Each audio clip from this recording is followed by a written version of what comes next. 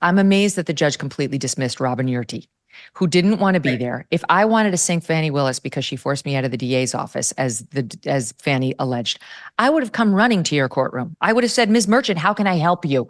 I can't wait to sink her. She's terrible. But you had to subpoena her. You pointed out she was terrified to get up there. When she actually was forced to testify, she was very laconic, very short answers. She was not volunteering anything. And I found her very credible. The judge said, I'm paraphrasing, but like it wasn't filled out. Like her testimony wasn't filled out. Right. I can understand that criticism because I too wanted her to offer more detail. I wanted to hear like a narrative answer. Right. So what are your thoughts on him dismissing her testimony and how her testimony went? I was surprised that he dismissed her because I thought she was by far the most credible witness that took the stand. And I was disappointed because I could have made it more flowery, gone into salacious details about what she had seen them with. That's what we wanted. Right. And it's crazy because I was under attack for doing that. So, I'm getting right to the facts. I'm bringing a witness. And that's just kind of my style in court. I'm one of those people where I don't, and it's from trying jury cases. I try not to waste jurors' time, so I get to the meat of it and then I get out. And that's just my style. But with Robin, she was very hesitant to come forward. She had a lawyer. I think all of this context is important. She had a lawyer who filed a motion to quash and relitigated that right before she testified. That lawyer, who was a very pleasant and wonderful person, is a Fani Willis supporter. So, you've got someone, all of the lawyers that did these motions to quash, you see their names on her campaign flyers regularly. So, Robin Yeartie hired a lawyer who is literally on Fani Willis's campaign flyers as a supporter, trying to keep Robin Yeartie off the stand. Robin didn't have a beef to come. She didn't want to be a part of it. She always said, I'll tell the truth. But the other thing that I think a lot of people don't understand is that hesitant witnesses will not talk to the defense out of court. So, my interactions with her were through her lawyer and, somewhat limited. So I don't have the ability when someone doesn't want to come and testify for me to get all of these flowery details. I got what I needed from her. And she was unequivocal. There was no doubt in her mind, and she was her best friend. Yeah. She said no doubt. Okay. He said it ultimately, in addition, while the testimony of Robin Yeartie raised doubts about the state's assertions, it ultimately lacked context and detail. And then he went on to say, but even after considering the proffered cell phone testimony from defendant Trump, along with the entirety of the other evidence, neither side was able to conclusively establish by a preponderance of the evidence when the relationship evolved into a romantic one. That's just, with respect to the judge, that's the biggest lie in this opinion. That's the biggest lie that he wrote. That's just not true. Neither side was able to conclusively establish. And there's a little trick there. There's a trick, like a sleight of hand, conclusively established by a preponderance of the evidence. Which is it? That's almost holding you to two different standards there. The correct one is preponderance, 51% more likely than not. And he wants conclusive 51%. You absolutely got there. This is the only mention of Yeartie or the cell phone records, which show him at her house overnight. So what was he doing there? Right. And Yeartie, there wasn't really any motive to lie. So she didn't work for the DA's office anymore. She has her own career. This wasn't like she'd been there 20 years and was fired. She had literally come on to work for her best friend to help her with media.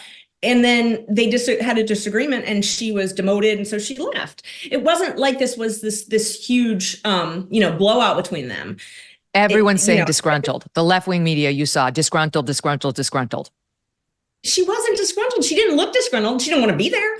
But, a lot of that was she doesn't like my client and doesn't like our side, So she told me, she's like, I don't want to help you. And a lot of the witnesses were like that. A lot of them did not want to help me, did not want to help my side. And so, I have to talk to them and say, but the truth is the truth. You have to tell the truth. That's what you've got to do. And that's what I kept telling her, despite her not wanting to help my side. She said, I'll tell the truth. That's amazing. I see your point that you did get hit and Fani Willis hit you for, probing the details of her personal life. And yet here you decide discretion is the better part of valor. Like there's no reason to get into the really salacious details and it gets held against you. I wondered, if in the moment, since she was a hostile witness to you, she was there under protest, sometimes as the lawyer, you're like, I've got my admission. I'm just going to move on because I actually don't know what I'm going to get if I push more. I don't want to screw up my record. Right. That's true. And, there's a lot more that Robin Yeartie wants to say that was not relevant to this case. And so I was trying very hard to not, it's ironic. I was trying very hard to not turn it into a circus because she's got different issues with Miss Willis's office and her prosecution of other cases. Isn't she a whistleblower and something else? She has somewhat, she's not one of, as far as I know, she's not one of the named whistleblowers that's actually, testifying or anything like that.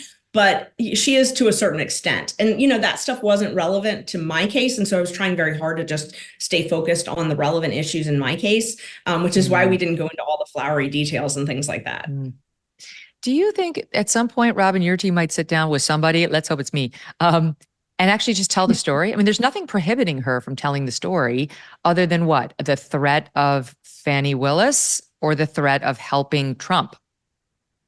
I think Fani Willis is very powerful in the Atlanta area. And I think just from talking to a lot of witnesses, they did not want the scrutiny.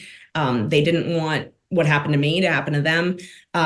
They just don't want that. And as you see, it's very easy to charge someone in a criminal case, and I'm not commenting on this case in particular, but everybody knows, you can indict a ham sandwich. And so the person that you don't want to get in crosshairs with is arguably the highest ranking law enforcement officer as an attorney, in the state past the attorney general. I mean, Fulton County is the largest jurisdiction we have. So I think it's reasonable that people don't want to get in her crosshairs. And I think there's a lot of that going on. Yeah, that's scary. Well, of course, that's the perfect lead into Terrence Bradley. OMG. What? I mean, okay, let's start at the beginning. I didn't realize until the hearing that he was the tip-off to you on the fact that this affair began. The way I had read your motion filed, I think January 6th, was it led me to believe somehow that maybe it was Nathan Wade's ex-wife, Joycelyn, or her lawyer who maybe gave you the heads up. But it turns out it was Terrence Bradley, Nathan's former law partner. And we've seen from those full text messages between you and Terrence Bradley how helpful he wanted to be, how much he knew about the affair, how many leads he wanted you to follow. And then it was a 180 when he got on the stand. So tell us your experience with Terrence Bradley. I'm still shocked when I look back at it, looking at him, but I could tell from his testimony, when by his eyes, and when he looked at me and said, I'm trying to save my law license. That was one of the only times he directly looked at me during his testimony. And I think that was him telling me, like, I'm sorry, but I'm trying to save my law license here. But it was disappointing because he came to me and he knew, my role in the case. He knew that I represented one of the defendants in this case. He knew I represented Mr. Roman. And so he came to me and initiated this contact, but I know Terrence, and I knew Terrence, and, I very much like Terrence as a colleague, a professional colleague and a friend. Our kids have gone to school together. Like, it disappoints me greatly. I am surprised. I'm still surprised because I thought that he would tell the truth on the stand.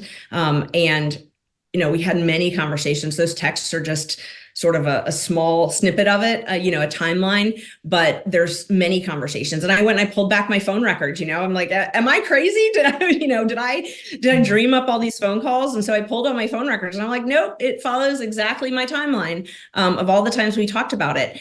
And I'm not the only person that he told about it. He told another lawyer in the case who represented Mr. Chesborough, told him about it, and told some other folks, as we've seen from some subsequent filings, a district attorney in Cobb County told her about it. So, I was very surprised by the privilege argument because I'd never heard that.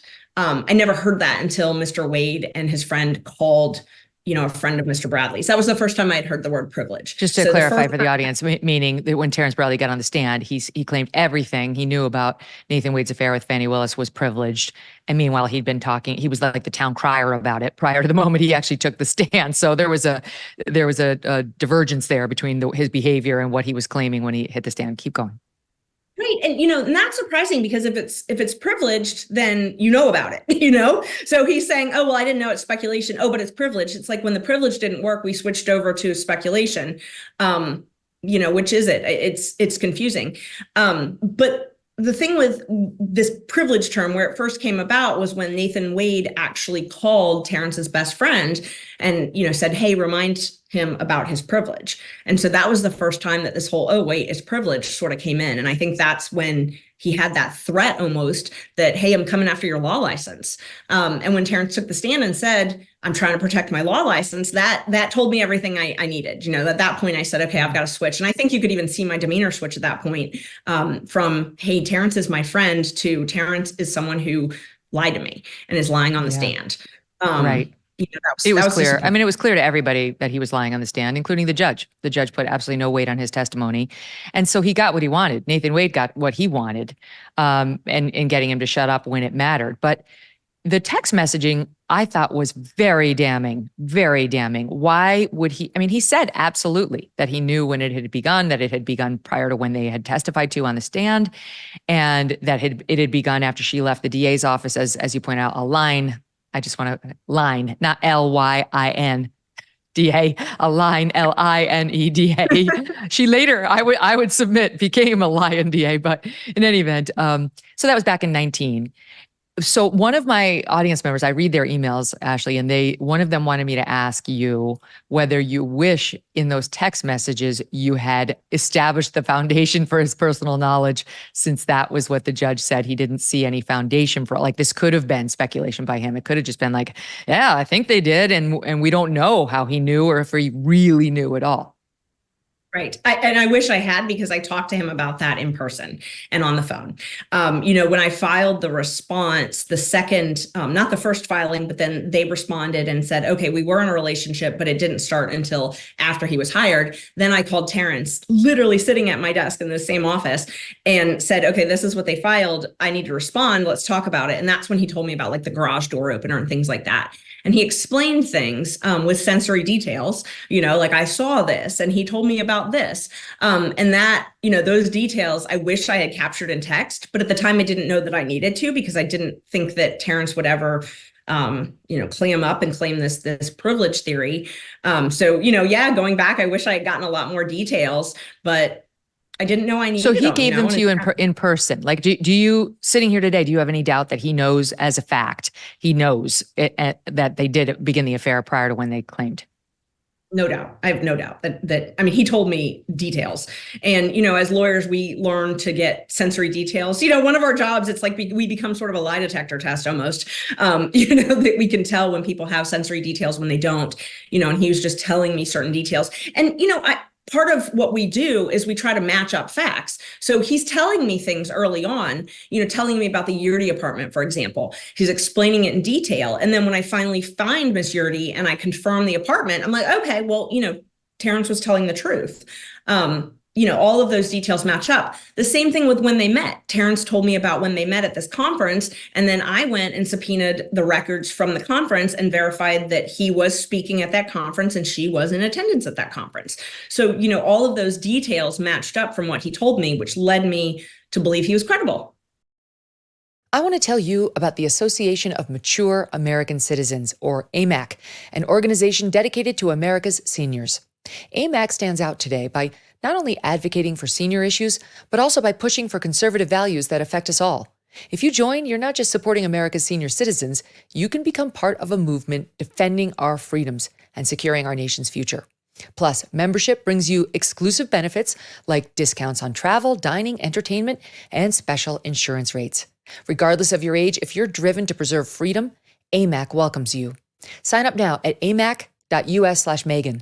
And for a limited time, get a free gift membership for someone who shares your love of our great nation. Don't miss out on this chance to make a difference with AMAC. Join today at amac.us/Megyn and extend the invitation to a friend or family member for free. Hey, thanks so much for watching. If you like what you just saw, hit the subscribe button for more clips and full episodes.